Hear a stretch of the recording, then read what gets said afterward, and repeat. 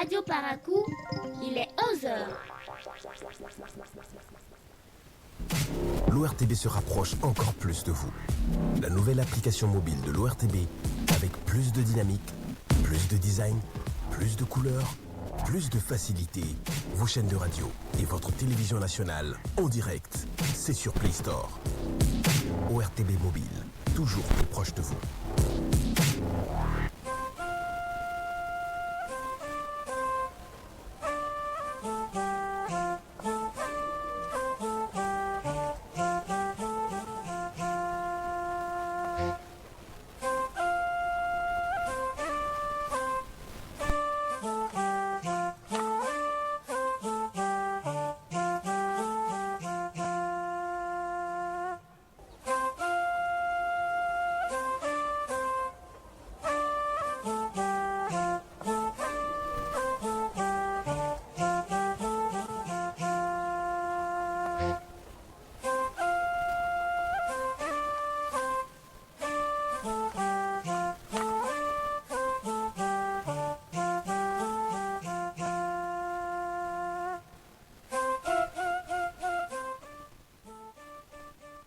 Ont-ils crié de joie?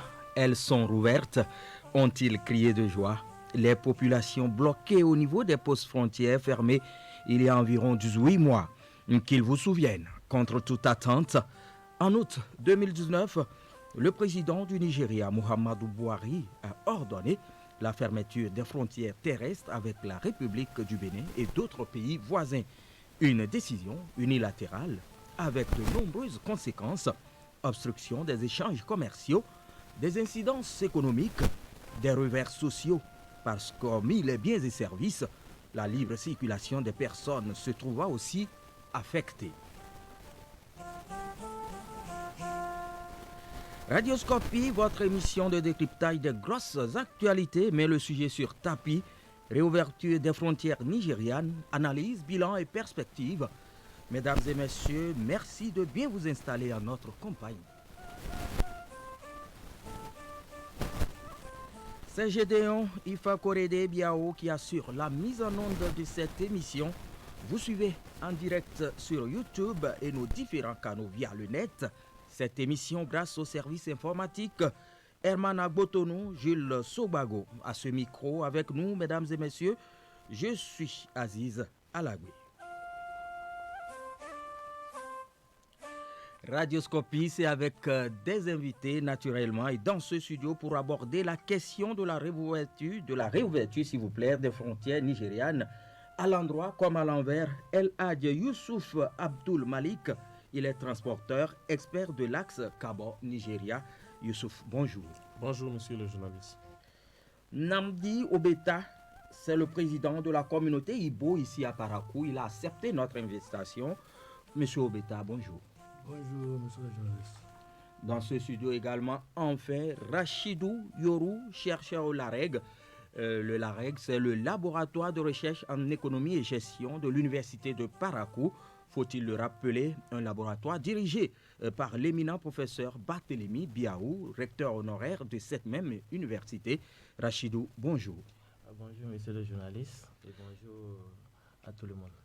Mesdames et messieurs, vous nous rejoindrez par appel en cours d'émission. C'est d'ailleurs le principe de cette émission et elle était perceptible, je le disais tantôt, la joie des populations cet après-midi du mercredi 16 décembre 2020. Nous allons les écouter d'un instant à l'autre, mais bien avant. Rachidou, dites-nous, qu'est-ce qui peut expliquer la décision unilatérale de la fermeture de sa frontière à ses voisins par un pays? Merci, monsieur le journaliste. Avant de répondre à cette question, il faut aussi chercher à savoir qu'est-ce qui peut expliquer la fermeture de la frontière, les frontières d'un pays par rapport aux autres pays. Alors, quand on s'en tient à ce cas spécifique du Nigeria, les raisons évoquées de façon officielle sont de stopper les contrebandes en ce qui concerne l'importation du riz, des armes ou bien de la drogue. Et la deuxième raison, c'est d'encourager la production locale au niveau du Nigeria, c'est-à-dire afin d'avoir l'autosuffisance alimentaire. Donc voici d'abord les raisons de façon officielle qui ont été évoquées par le Nigeria pour la fermeture. Maintenant, pour ce qui est de la réouverture, on suppose alors que, tout ce égale par ailleurs, que ces causes ont porté des fruits de leur côté. Donc, si ces causes n'avaient pas porté des fruits de leur côté, je pense qu'ils n'allaient pas alors ouvrir. Nous reviendrons sur cette réouverture et bien là, juste à l'annonce de cette réouverture, Afilalou Tchaledi, reporter du service de l'information, est allé rencontrer les différents acteurs impliqués dans cette situation. Aussi, les populations se sont prononcées. Nous allons écouter son reportage. Les citoyens de Parakou, la métropole du septentrion proche du Nigeria, trouvent salutaire cette rouverture des frontières. Vraiment, les frontières qui sont ouvertes, ça nous fait plaisir beaucoup. Parce que pour emporter, lorsqu'ils ont fermé les frontières, c'est difficilement on peut enlever le marchandise au Nigeria pour amener.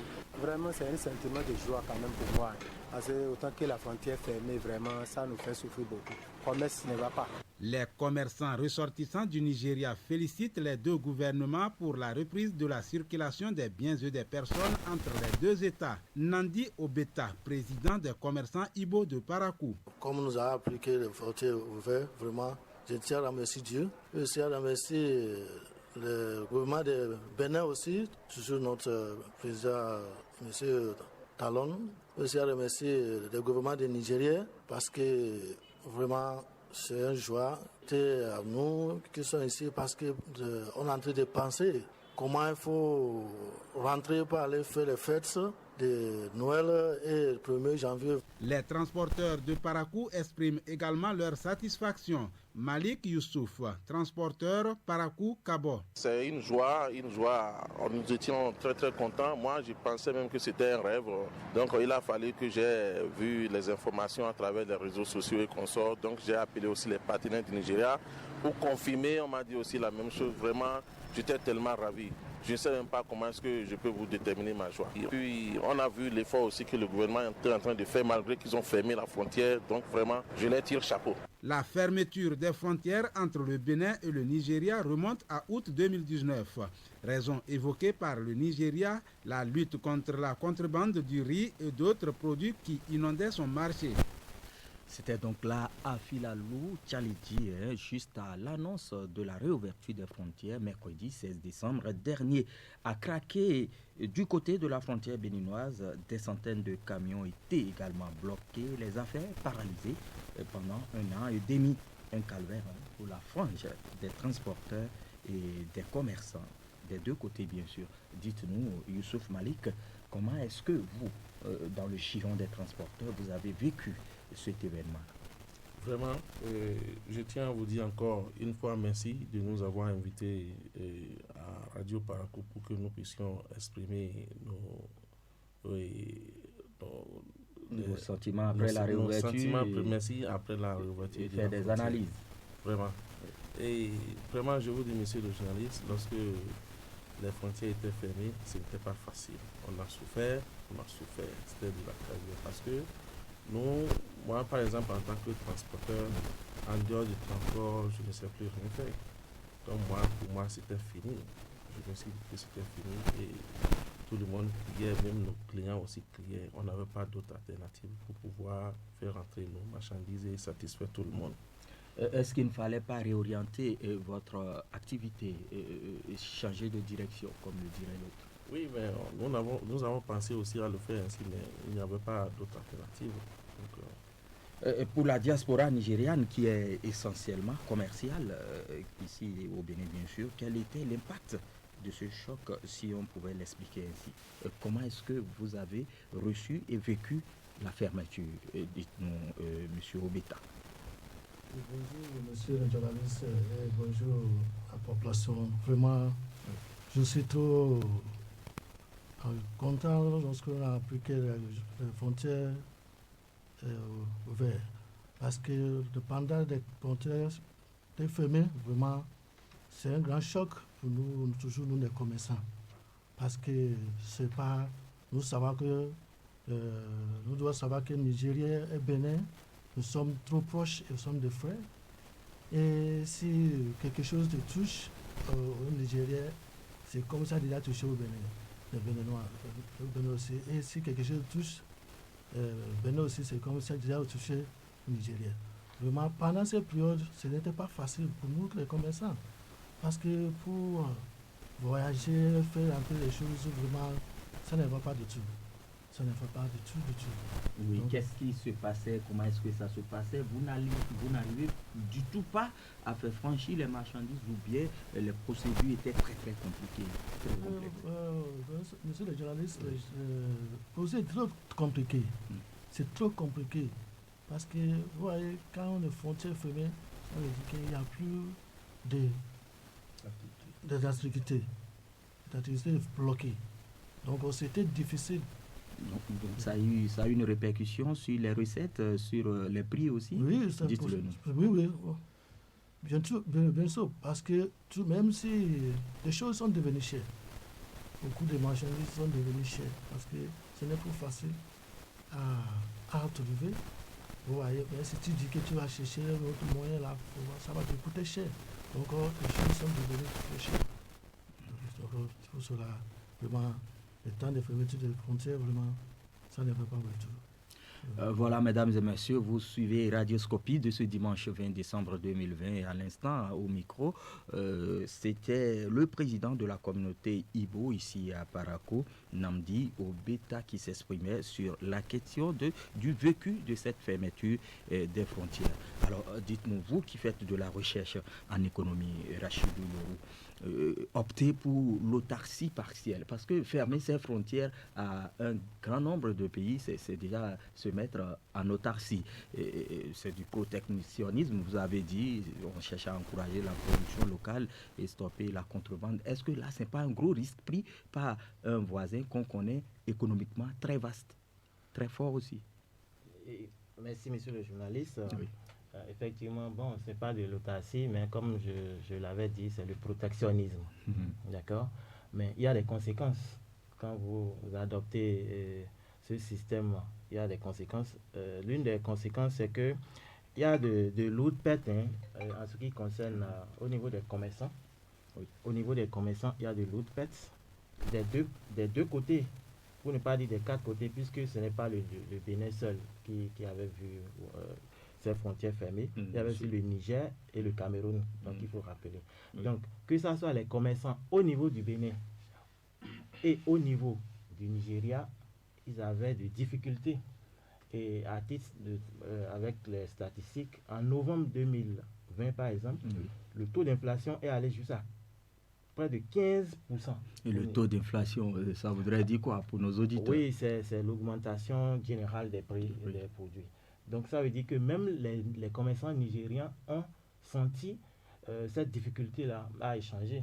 Donc ce n'est pas seulement les commerçants béninois. Donc, si un produit coûtait 100 francs avant la fermeture, il est allé jusqu'à 115 francs, voilà, voire plus. Tout à fait. Oui. Tout à fait. Et c'est très dangereux pour la balance commerciale.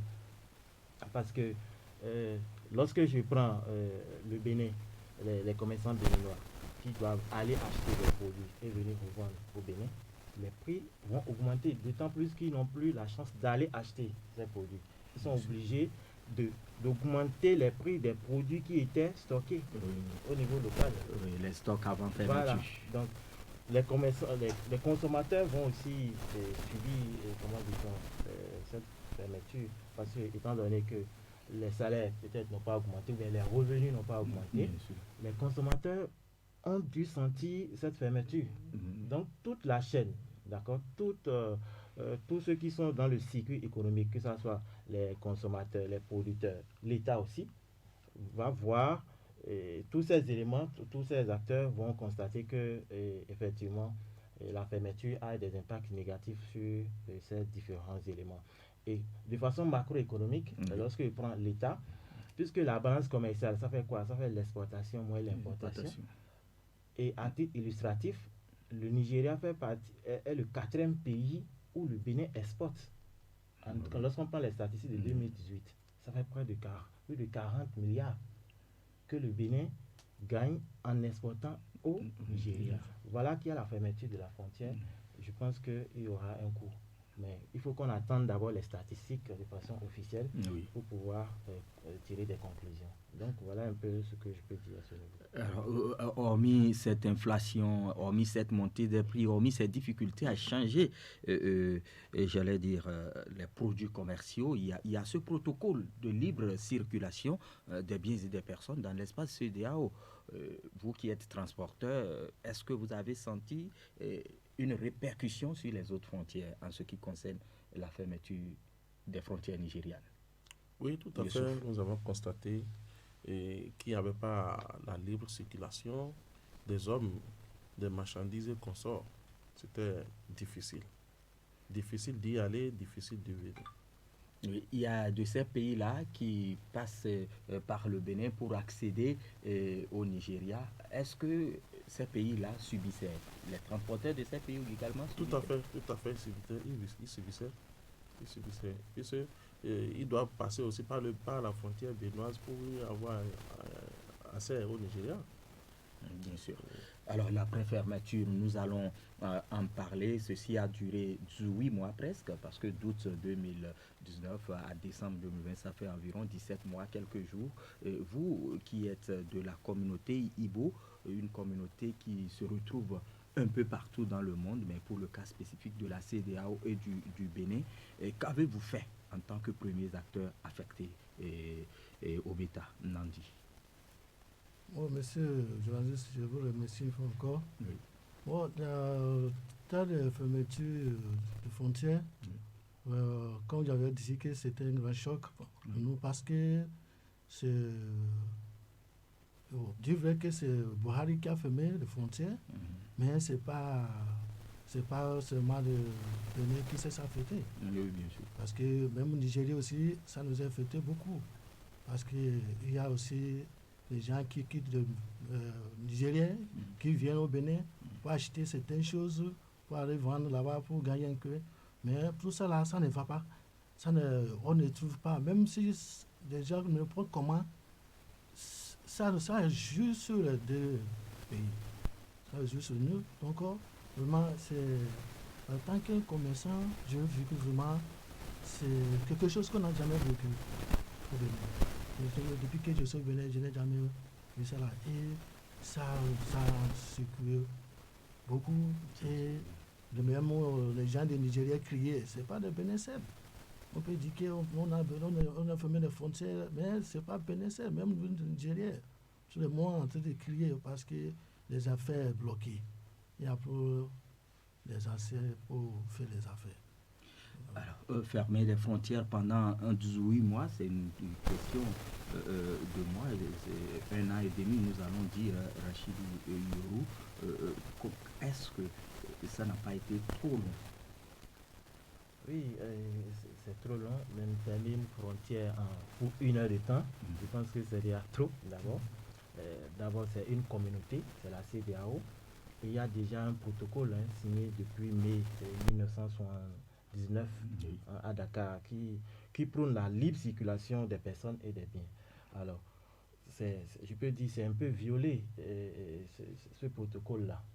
Bon, si en temps les autorités nigérianes de façon unilatérale décident de fermer les frontières, et n'oubliez pas que le Nigeria c'est une grande puissance économique. C'est comme on peut dire, je peux illustrer ça comme un père et son enfant qui peut décider du jour au lendemain de fermer sa maison. Parlant d'économie, bien sûr. Bon, sinon, les deux nations sont souveraines et indépendantes. Oui. D'accord.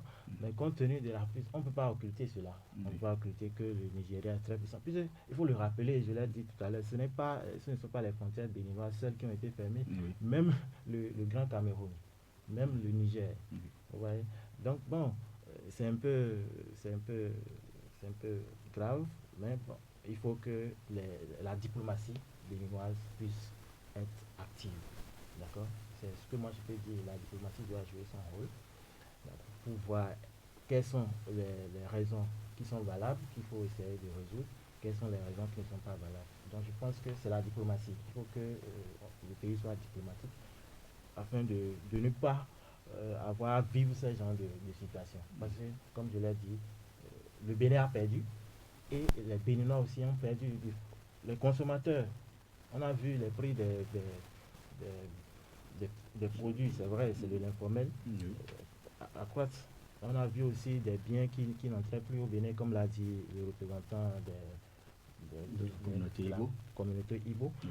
Donc tout le monde a souffert, voilà, tout le monde a souffert. Mais vous venez de souligner un point où je voudrais interpeller les acteurs les plus proches de ces frontières-là.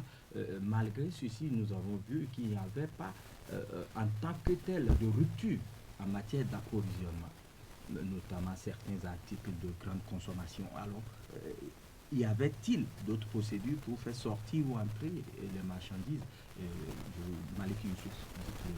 On a constaté que, par exemple, au niveau de certains produits qui venaient du Nigeria, c'est connu que ces produits-là viennent du Nigeria, il n'y a pas eu de rupture. Certainement, les quantités ont baissé puisque les prix ont monté. Est-ce qu'il y avait une autre procédure de ravitaillement ou d'échange? Oui, tout à fait. Il y avait une autre procédure qu'on a adoptée parce que c'était le Nigeria qui a fermé la frontière. Et c'est de son côté. S'ils ont fermé, c'est-à-dire qu'ils ne peuvent pas fermer la frontière du Bénin. Donc le Bénin n'avait pas interdit à ce que quelque chose du Nigeria rentrait. Donc ce qui a été... Pourquoi... Bon, je vais évoquer l'une des raisons pour laquelle les marchandises étaient un peu chères. Parce que quand vous avez vos marchandises au Nigeria que vous voulez importer au Nigeria, au Bénin par exemple, et la voie était difficile, donc d'autres empruntaient des voies qui ne sont pas formelles, pour venir, voilà, non officielles, pour tomber dans nos frontières avant qu'ils ne puissent venir, c'est du calvaire. Donc voilà un peu pourquoi les choses étaient un peu chères. Nous avions eu vent aussi, Youssouf, de ce que certains transporteurs, certains commerçants aussi nantis ont préféré aller par voie de mer. Oui, tout à fait, parce que quand vous voyez, vous vivez ce qu'ils vivent, ils vivent là-bas, donc c'était vraiment difficile, ils risquaient la vie, donc d'autant préféraient pas aller par voie de mer pour pouvoir avoir accès à les marchandises. Au niveau de votre secteur, Youssouf Malik, il y a eu des milliers de camions qui ont été bloqués à Craqué, par exemple, certainement avec Cabot aussi au niveau de ce poste. Et pour ceux qui n'ont pas pu traverser leurs marchandises, pour ceux qui sont restés là tout ce temps, alors comment vont-ils se réaliser? Vraiment, jusqu'à présent, ça me donne des mots de tête. Je réfléchis comment ceux-là pourront pouvoir se relancer parce que il y avait de grands dommages. C'était une lourde perte pour les commerçants béninois, surtout béninois qui exportaient. N'êtes-vous pas rentré en contact, en négociation avec le gouvernement de votre pays? Bon, en fait, on ne peut pas rentrer puisqu'on a compris que c'est un problème des chefs d'État. Oui. Vous voyez, nous avons compris que c'est un problème entre deux États. Entre deux États. Ce ne sont pas un problème entre les commerçants. Vous voyez. Donc, on a toujours penser, voir comment est-ce que les choses doivent aller. On a réfléchi, mais on voit que d'abord, moi je pense même au départ que c'était un problème politique. Ce qui n'était pas, selon les explications de Mohamedou Obouari. Oui, dites-nous, Namdi Obeta, vous, en tant que président de la communauté Igbo, quelle démarche, quel plaidoyer avez-vous mené pour le dénouement de cette situation-là? Monsieur le journaliste, oui, bon, je n'ai pas fait aucune démarche parce que ce problème, ce n'est pas un problème de nous, les petits commerçants. C'est un grand problème pour l'État. Vous voyez, donc, lorsque les choses commençaient, bon, notre président, Patrick Talon, n'a pas croisé la main parce que c'est lui qui doit devenir pour ça et il a continué pour nos négociations. Donc, au niveau de nous, les commerçants, on ne peut pas négocier parce que même, qu'est-ce qu'on peut dire? Le Buhari va nous écouter? Est-ce qu'il ne sait même pas que nous sommes là, ici?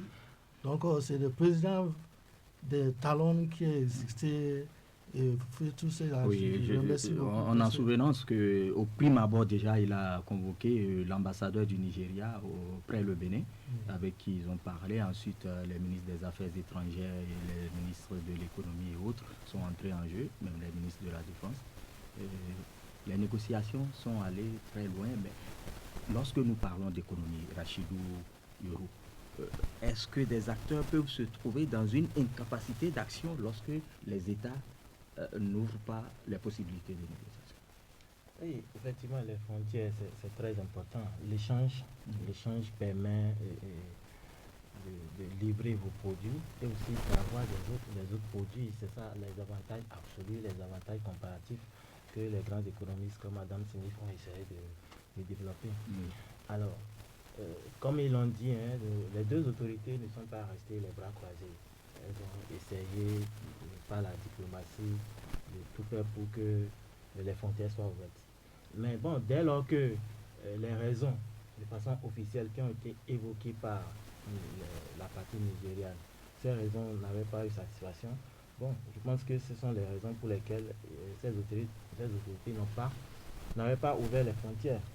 Bon, je suppose alors que ces raisons ont trouvé satisfaction, c'est pour ça qu'elles ont alors ouvert les frontières. Et je vais les rappeler, vous avez évoqué les contrebandes au niveau des armes, au niveau de la drogue aussi. Et aussi l'autosuffisance alimentaire. Donc, bon, on croise les bras et puis les frontières sont ouvertes, on n'a qu'à remercier Dieu. Et maintenant, souhaiter qu'on n'en arrive plus là. Oui, nous allons parler de ce point-là, comment se comporter, que faire pour ne pas en arriver là. Mais bien avant, je voudrais revenir à vous, Namdi Obeta, votre communauté qui vit ici. Comment va-t-elle se relever de ce gouffre économique qui a été créé par cette formation, par cette fermeture, j'allais dire? Que vous vous organisez certainement. Oui, on s'organise. Oui. Mais c'était pas facile, comme je l'ai dit. C'est France, on a souffert ça pendant un an et demi. Ce n'est pas facile. Parce que je peux vous dire que depuis ces frontières se fermées, c'est pas même. Je n'ai pas amené au Nigeria. Je ne suis pas même voyager pour aller. Bon, on peut dire encore qu'il y a le Covid-19 qui est rentré dedans, qui est aussi compliqué. Mais ça fait, même nous, nos commerçants aussi, c'était difficile pour nous. Parce que, comme Youssouf vient de dire, bon, ils ont fermé les frontières du Nigeria, même pour le Bénin n'est pas fermé. Vous voyez, bon, on peut faire un effort pour. Par exemple, s'il y a quelque chose qui a fait rentrer, qui a déjà acheté là, bon, qui doit vendre 100 francs ici, à cause de difficultés, et passer par là, par des balles, pour que les choses rentrent. Donc, à venir ici, il faut vendre au moins 500. Vous voyez, parce que ça doit passer par là pour voir. Comme les frontières fermées, c'est pas pour tout droit comme avant. Vous voyez? Donc, il faut faire. C'est-à-dire qu'il faut doubler pour voir pour amener les marchandises. Donc, c'était un temps difficile pour nous. Sans te mentir, on était senti ça mal, trop mal. Parce que, ce n'est pas ça, il y a encore des risques qui est dedans. Il y a encore trop de risques. Parce que Nigeria, ils n'amusent pas. Ils ont trouvé ces opportunités, il y a des fermetures. Donc, vraiment, si ils te trappent, c'est dangereux. Donc, c'est pour cela que beaucoup ne pas voyager. Toujours moi, je n'ai pas passé le risque pour aller au Nigeria pour dire que je vais amener marchandises. Non. Parce que je sais que c'est le risque qui est là au Nigeria. Et je connais mon pays et je sais comment ils agissent. Même il y a certains gens, quand ils reviennent comme ça, ils te parlent comment les militaires les traitent sur la voie.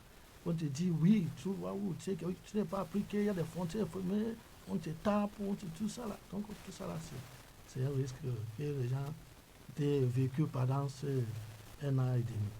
Nous allons aborder d'un instant à l'autre les perspectives, mais bien avant, officialiser les échanges, les transports. Avant, on sait que les frontières étaient poreuses, trop fluides. Vous qui êtes transporteur, ne pensez-vous pas que ceci va beaucoup plus accroître le coût du transport?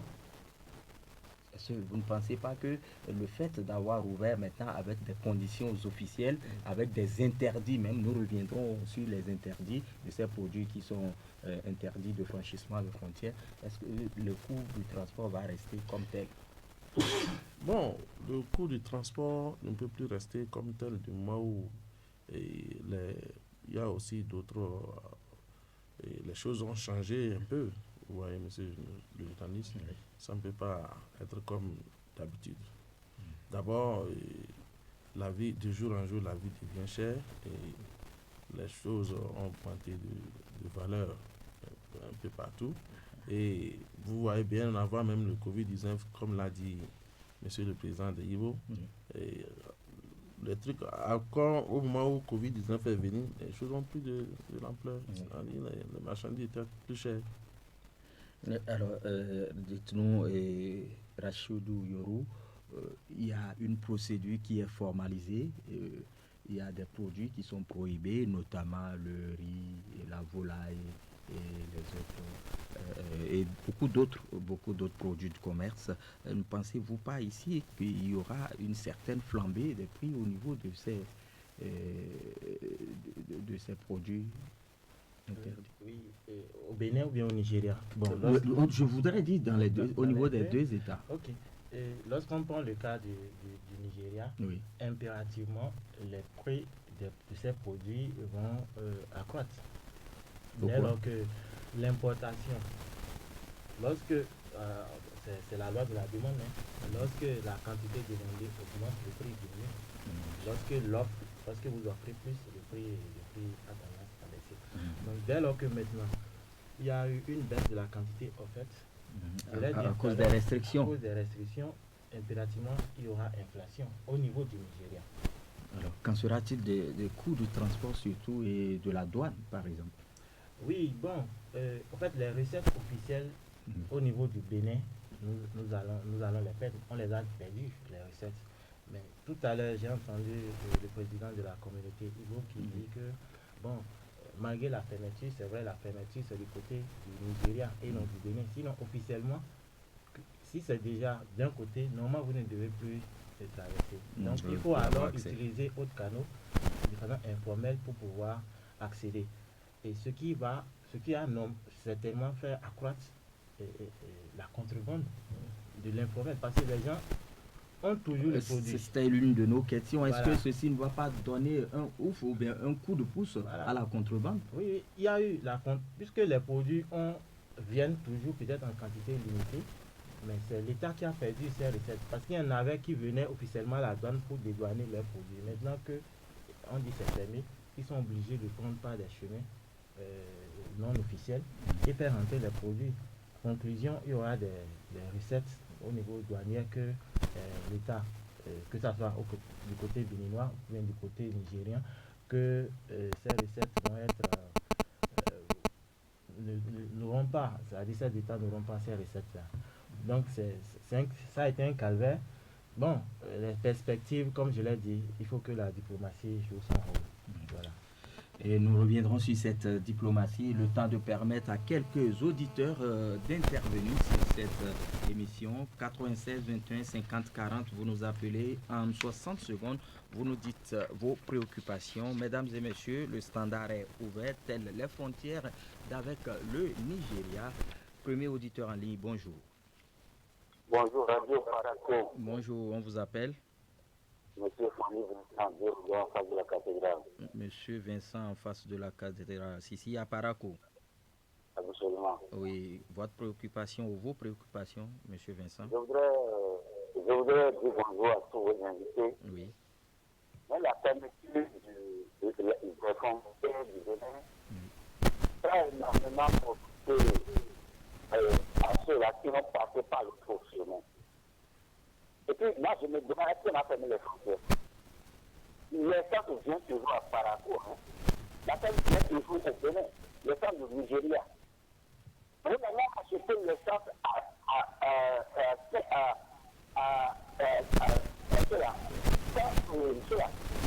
ici à Paraco, au Bénin. C'est deux fois là que les hommes continuent à passer par la route ou la mener au Bénin là. Mais monsieur Vincent, l'essence de contrebande n'a jamais pris par les frontières officielles, si je ne me trompe. Moi, je me demande, je voulais demander à votre sur le plateau, Oui. les pièces qu'on nous amène au Bénin, tout est fabriqué au Nigeria là. Oui. Les bagages qu'on nous amène au Bénin, tout est fabriqué au Nigeria là. Lorsque nous Monter, oui. nous autres, à le port, on amène les bagages par le port, on envoie au Nigeria. Toutes les marchandises qui viennent au Bénin, du Nigeria là, ça se fabrique au Oui, Nigeria, là. quelle est finalement votre préoccupation? Dites-nous, posez la question aux auditeurs, aux invités qui sont ici. C'est ça que je pose à votre invité sur Imola. Il s'appelle Obeta. Quand on amène au Bénin là, Oui. toutes les pièces qu'on amène au Bénin là, tout est fabriqué au Nigeria là. Les bagages que les filles marchandises là, tout est fabriqué au Nigeria là. Oui, c'est le Bénin qui importe. C'est le fait qu'on appelle ça de Nigeria au Bénin. Là, on retrouve d'amener ce qui passe par le port ce jeu. C'est ma question. Merci. Merci Vincent. Vincent qui nous appelle de Parakou ici. J'espère que vous avez suivi. Vous aurez le temps de répondre si vous avez bien compris la préoccupation de l'auditeur. Le deuxième intervenant en ligne, bonjour. Allô? Intervenant en ligne, bonjour. Oui, bonjour, monsieur le journaliste. Vous êtes sur Radioscopie, présentez-vous. Rachidi Anna depuis Banikan. Rachidi Anna depuis Banikan. Rachidi Anna depuis Banikan. Oui, nous vous écoutons, Rachid. Ok, je salue vos invités. Oui, ils entendent. Ce que moi j'aimerais demander à vos invités, est-ce que les frontières sont fermées réellement? Si les frontières sont fermées réellement, on allait payer les taxes même à Dieu, lui. Moi, je ne pense pas. C'est ce que nous disons, Rachid Anna. Rachid Oui. Anna, c'est ce que nous disons. L'essence n'a jamais, le carburant de contrebande que nous achetons au bord des routes n'a jamais pris par la frontière officielle. Et ce sont des frontières officielles qui sont fermées. Vous aurez compris ce qui se passe. Oui, ok, c'est bon. Maintenant, Une autre préoccupation. Au niveau des condiments, vous voyez que le condiment vient de Nigeria, passe par la Malawi là. Faisant bien, si le Nigeria va fermer ses frontières réellement, le silence l'a senti, c'est comme que jamais senti. C'est pour ça que moi je demande aux des autorités, c'est pas du tout fermé pas. Vous disiez, je voulais dire dans la République, il est en fait tout pour vous continuer les négociations. Pour que Merci. Merci. Le temps de répondre à ces quelques questions, nous allons d'abord suspendre le standard. Nous allons suspendre, oui. Voilà des préoccupations. Hein. Il y a de ces interrogations qui se posent. Est-ce que les frontières sont réellement fermées? Nous allons commencer par ceux-là qui ont vécu à vif ces fermetures-là. El Hadji Youssouf Abdelmalik. Monsieur le journaliste, moi, je tiens à vous dire que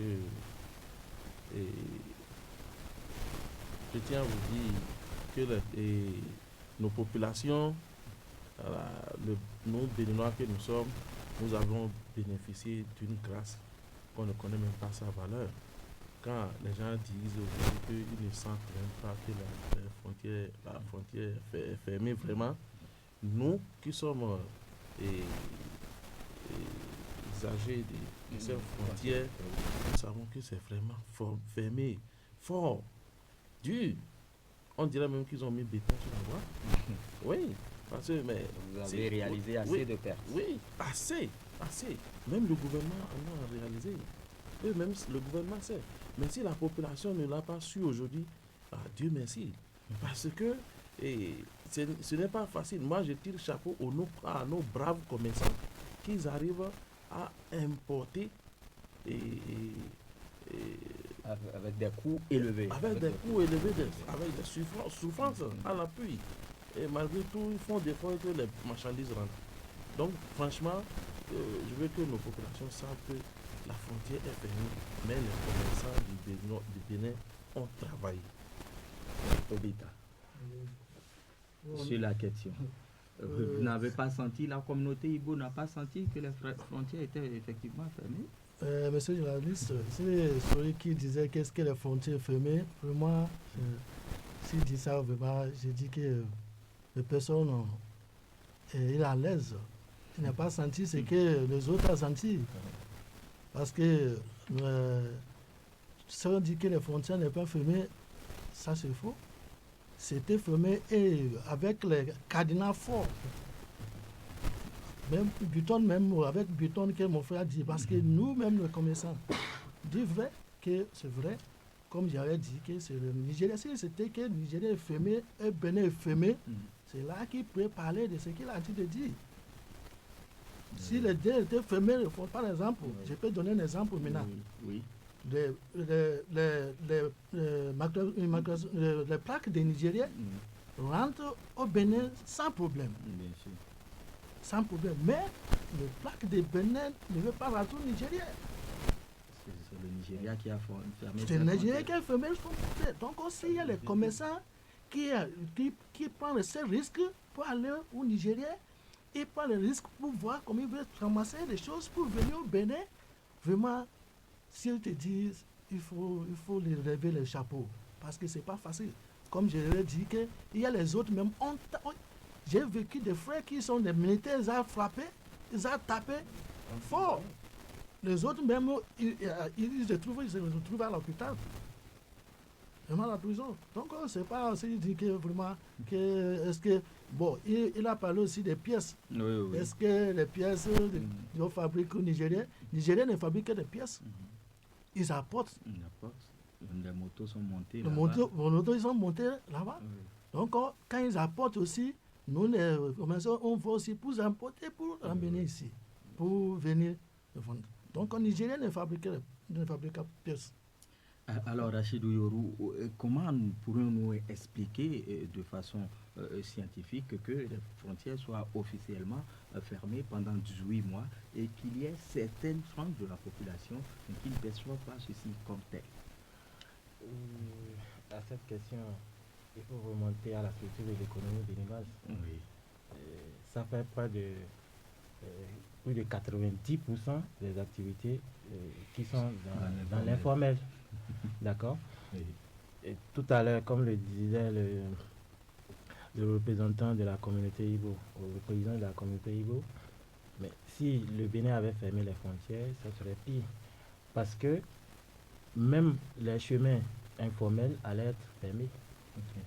D'accord. On peut se poser la question, comment est-ce que nous trouvons toujours les produits pétrole pour la paix? C'est de l'informel.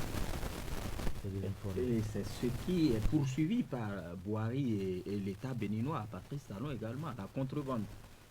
Voilà, ça fait plus de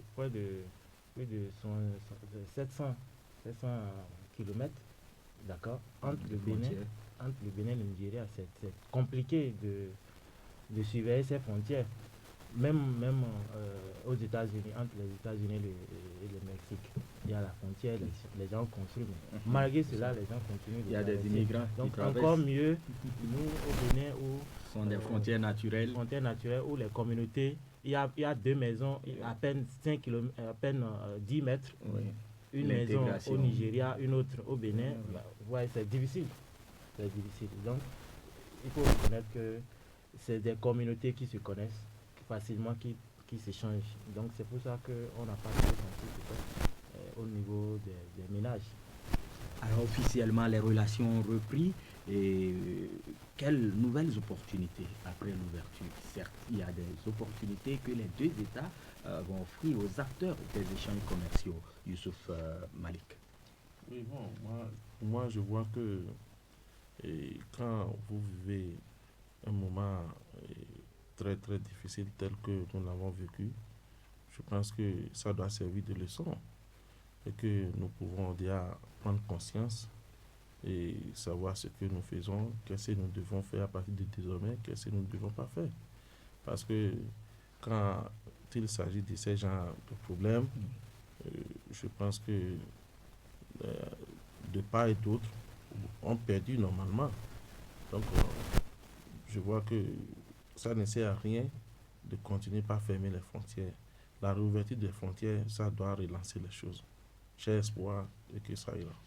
Alors, pour vous qui êtes fréquent de l'autre côté du Nigeria, Nnamdi Obita, alors il y a des opportunités avec la réouverture officielle des frontières. Qu'est-ce que vous pouvez tirer comme profit?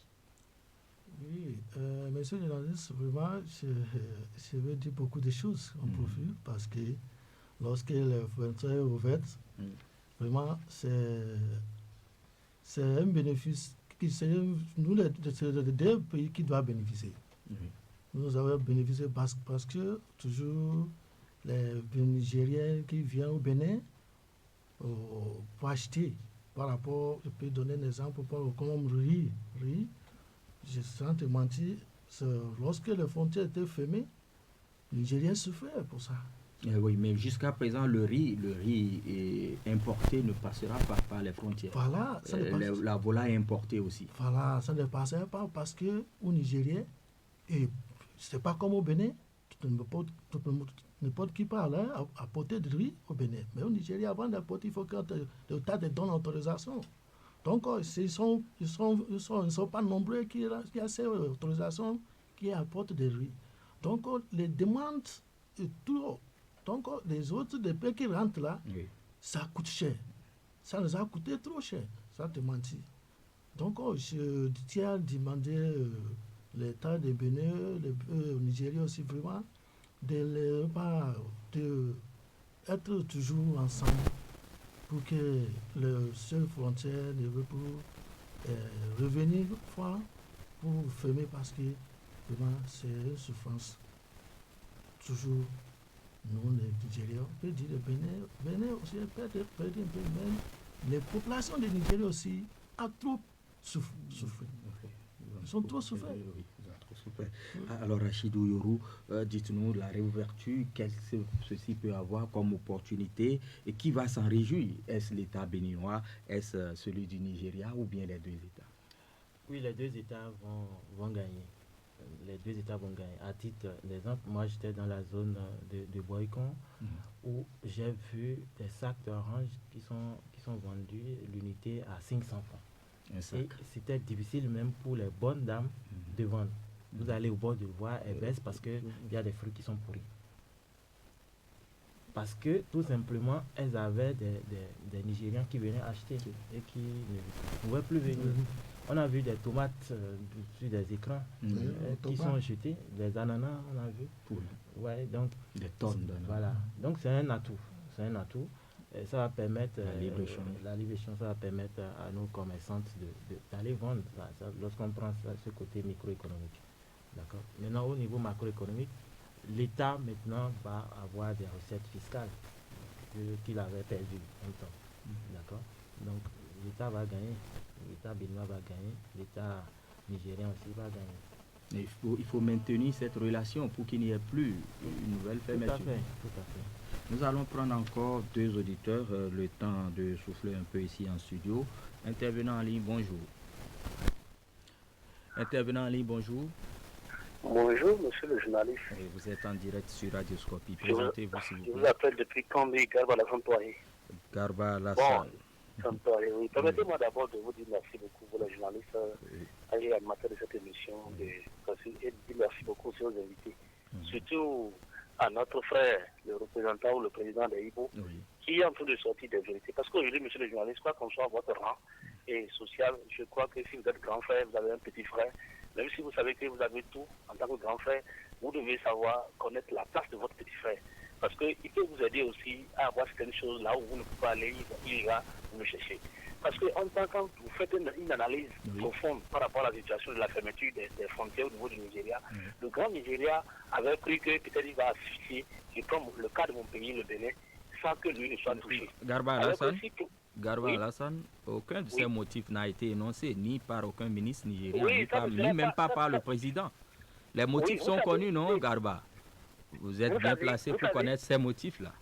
Oui, vous savez, ma position en tant que jeune béninois me permettra de faire cette analyse profonde parce qu'au niveau de nos États, le président Patrice Talon, que je respecte beaucoup, et le président Buhari, que je respecte aussi beaucoup, les gens parlaient sur les gens ont dit on va voir si le Bénin peut arriver. Après 18 mois, nous avons pu se suivre. Ça veut dire que quand vous, le grand frère, vous pensez que vous allez tuer Garba, vous connaissez la grandeur de la population, des populations nigérianes. Obinta l'a souligné tout à l'heure, les populations ont aussi souffert là-bas. Non, mais les gens, les Béninois qui pensent que.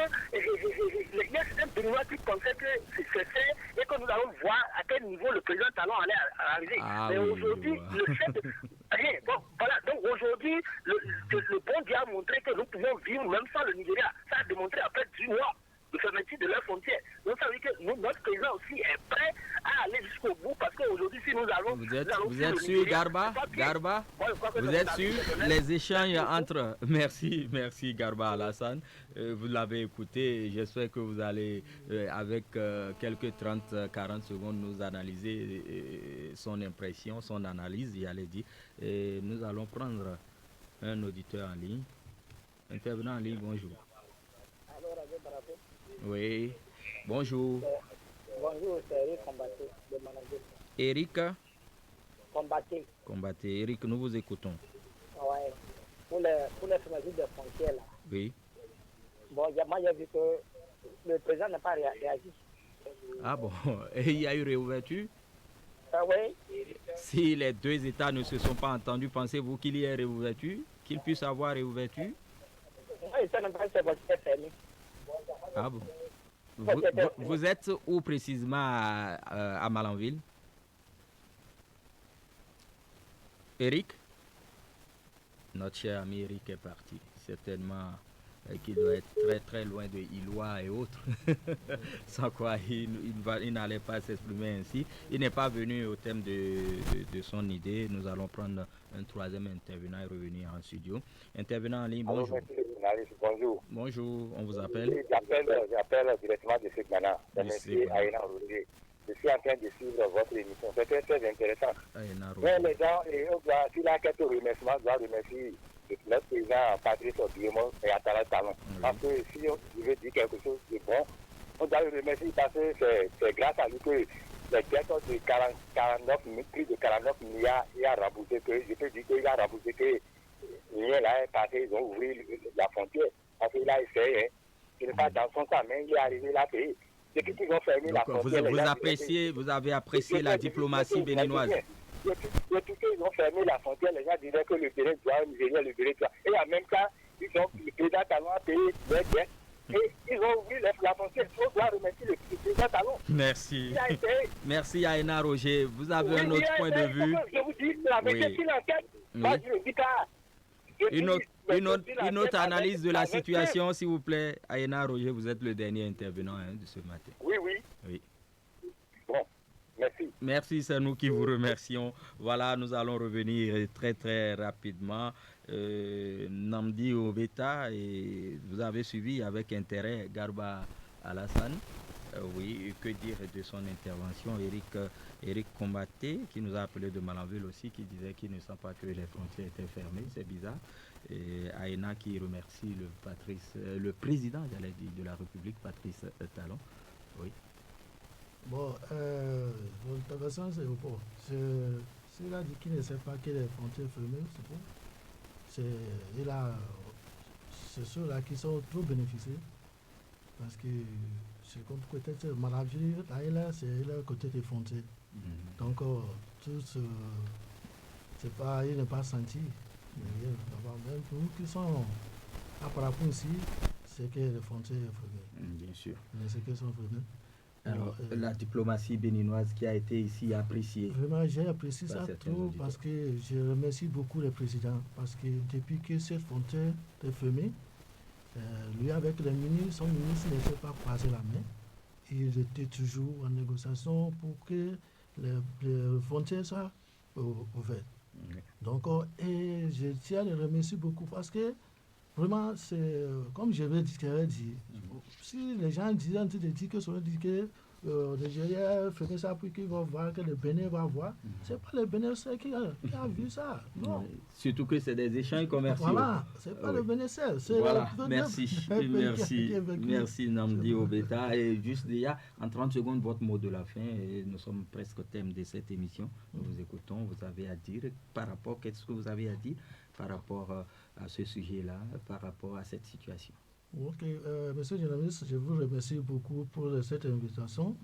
Je suis aussi à demander notre Dieu pour que que ces contacts des Nigériens et Bénin soient continués pour que ces problèmes ne viennent plus revenir. Le bon voisinage, pour voilà, que le bon voisinage vive. Okay. Et vraiment que cette relation continue, que Dieu nous donne une longue vie, que ces deux pays vivent comme avant. Alors Malik Youssouf, vous êtes du secteur des transports et habitué aux axes frontaliers. Alors dites-nous votre mot de la fin et aussi l'appréciation de ces derniers auditeurs qui ont aimé la diplomatie béninoise, même s'il y a certaines informations qui restent à vérifier. Bon, je remercie d'abord même tous nos auditeurs et puis je remercie les invités aussi. Et d'abord, moi, je vais revenir un peu derrière pour leur dire que la frontière est vraiment fermée. Et ils n'ont qu'à savoir cela. Si aujourd'hui nous vivons d'une autre manière, donc c'est qu'ils n'ont qu'à savoir que c'est parce qu'on a la chance que nous avons plus de 700 km de frontières et puis très peu contrôlées. C'est très peu. Bon, et je voulais aussi rapidement revenir derrière pour la situation de notre frère Rachid qui a évoqué, soit disant que les gens passaient par des voies informelles. Non, c'est le Nigeria, c'est les gens du Nigeria qui passaient par les voies informelles. Mais au Bénin, nous avons toujours, puisque nous sommes transporteurs, je suis bien placé pour le dire. C'est nous qui faisons les démarches douanières, tirons les tests et rentrons les marchandises facilement. Donc, les démarches officielles. Les démarches officielles. Merci. Donc, c'est pas donc, moi, je remercie Dieu et je remercie aussi le président Patrice Talon et le président Boari aussi, qui a aussi accepté et a ouvert la frontière. Donc, je tire le chapeau au président Patrice Talon, que je vois vraiment qu'il est vraiment un homme d'affaires. Rachidou Yorou, oui, la diplomatie béninoise a payé et la collaboration, le bon voisinage du Nigeria aussi a eu effet. Oui, effectivement, comme l'ont dit les deux autres amis, il faut remercier les deux côtés, que ce soit les autorités béninoises, que ce soit les autorités nigérianes, parce que la frontière est un facteur très important pour le développement. Voyez-vous, lorsque je prends par exemple Madagascar n'a aucune frontière terrestre avec un pays, c'est une île. Mais malgré ça, ils arrivent quand même à se développer. D'accord. Mais ils ont aussi des carences. Si un temps ils avaient une frontière terrestre, peut-être qu'ils allaient avoir un atout. Donc on ne peut que remercier toutes ces autorités pour le bonheur de tous. Tous les ministres aussi qui s'y sont impliqués. Tout à fait. Merci, vous l'avez compris. Ainsi se referme ce numéro de Radioscopie. Merci à tous nos invités. Là, Youssouf Abdul Malik, transporteur expert de l'axe Gabon-Nigeria. Namdi Obeta, président de la communauté Ibo, ici à Parakou, et Rachidou Yorou, chercheur au LAREG, le laboratoire de recherche en économie et gestion de l'université de Parakou. Un laboratoire, je vous le disais tantôt, dirigé par l'éminent professeur Biaou Barthélémy, recteur honoraire de l'université de Parakou. Merci d'être venus à tous. Merci d'être venus. Merci. Et toute l'équipe de réalisation de cette émission vous sait gré de l'attention à elle accordée. Jules Sogbago, Herman Agotonou pour le paramétrage YouTube. Vous pourrez suivre à nouveau Radioscopie à la demande sur YouTube en tapant essai Radioscopie puis vous choisissez la date de ce dimanche 20 décembre 2020. Mesdames et messieurs, il ne nous reste qu'à vous souhaiter une agréable journée dominicale en compagnie des programmes de Radio Parakou. Moi, c'est Aziz Alagwe. Je vous retrouve dimanche prochain. Plaise au ciel.